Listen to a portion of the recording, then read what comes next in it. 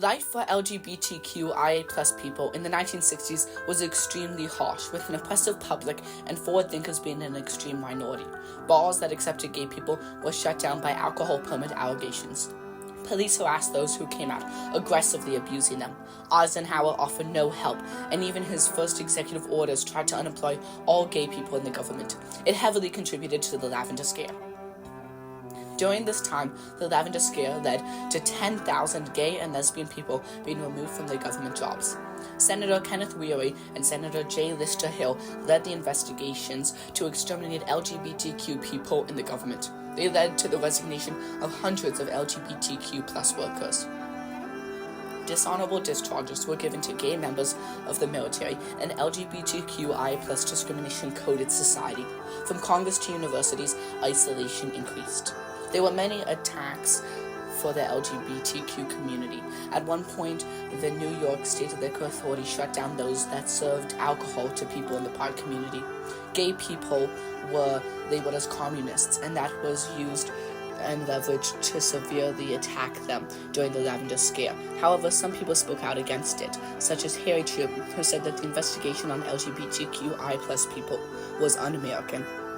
LGBTQIA+ people joined with the civil rights movement and anti-war protests. This allowed Stonewall to begin and eventually led to the LGBTQ community having equal rights.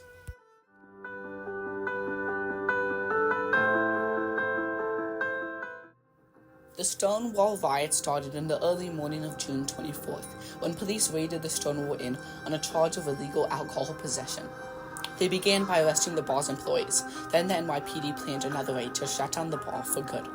On the 27th, the police raided this bar again, this time using a plainclothes tactic. 8 officers entered the bar and arrested staff and tradespeople for violating the law requiring at least 3 articles of gender-conforming clothing to be worn. They threw patrons outside, and more cops began to come as a police van arrived to pick up the arrested. When the guests began resisting, people gathered outside the bar. The raid was one of many police raids, and it lit a spark in the community. As opposed to other bars, Stonewall was visited by young street kids. Seeing bottles thrown against their heads and the police attacking them, people stood their ground. When a female crossdresser was injured by the police and dragged, the crowd erupted. Raymond Castro described the scene as a hostage situation. When the police tried to arrest the remaining patrons, Castro and a few others resisted the police, motivating the rioters. Within a couple more minutes, a full riot broke out, with people throwing rocks and anything they could get. After police reinforcements took them away, the police were forced back, and the mob drove them into the bar, where the police barricaded themselves. A group of rioters used a parking meter as a battering ram, while others made impromptu firebombs. When the riot police arrived on the scene, rioters scattered, running around Greenwich Village. After the TPF riot police left, they circled back and attacked again. The rioters calmed down by 4 a.m. The next night, Stonewall reopened, but it offered no drinks. Supporters gathered outside and shouted slogans such as "We shall overcome" and "Gay power." The police were called to stop the protest, beating attendants and using tear gas. For the next few days, Stonewall became a place for gay activists to gather and gain support.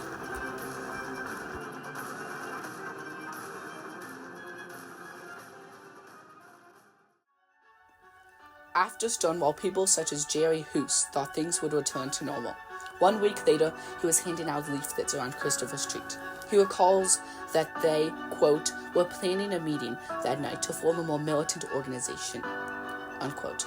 Hoos went to the meeting, and so did 50 others. They eventually decided on a name for the organization, the Gay Liberation Front. The GLF began to work to lift the spirits of LGBTQ+ people. Driven by Craig Wardwell, they distributed hundreds of flyers, ads, and promotions for the Pride community. Soon after their formation, they incited the first big post-Stonewall protest against Village Voices' downplaying of Stonewall.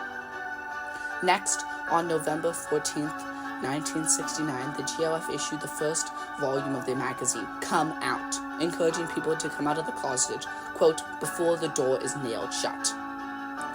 A month before, Ellen Brody, Linda Rhodes, and Foster Gunnison Jr. met with Wardwell to discuss a replacement for the annual event Reminder Days, where activists would protest the lack of queer rights.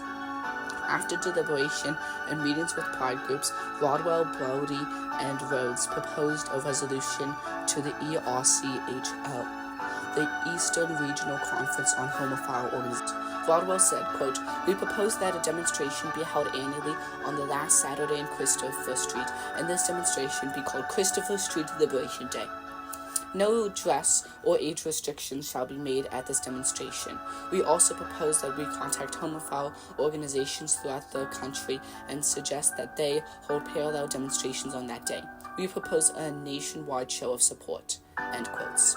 All of the organizations, except for the Mattachine Society, accepted the change, and the resolution was passed. To get funding, the GLF used a mailing list from the Oscar Wilde Memorial Bookshop, which Rodwell had previously created. At 10 a.m. on June 28th, the GLF finally got their permit for the march. The route was simple.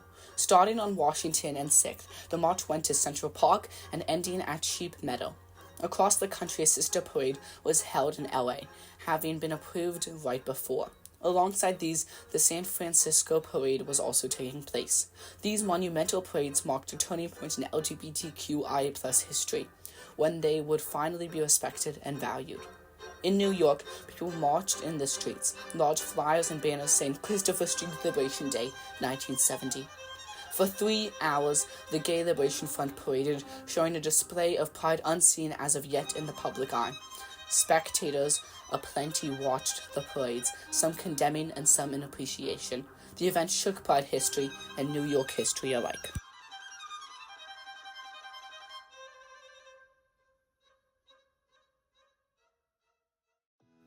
After Christopher Street Liberation Day, there were many news articles about the parade.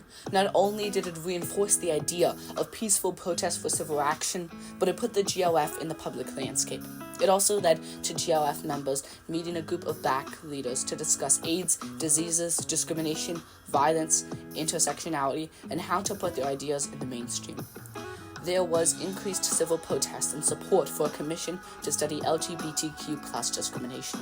Recently, more important LGBTQ locations were deemed as historic sites, and the Stonewall National Monument was created.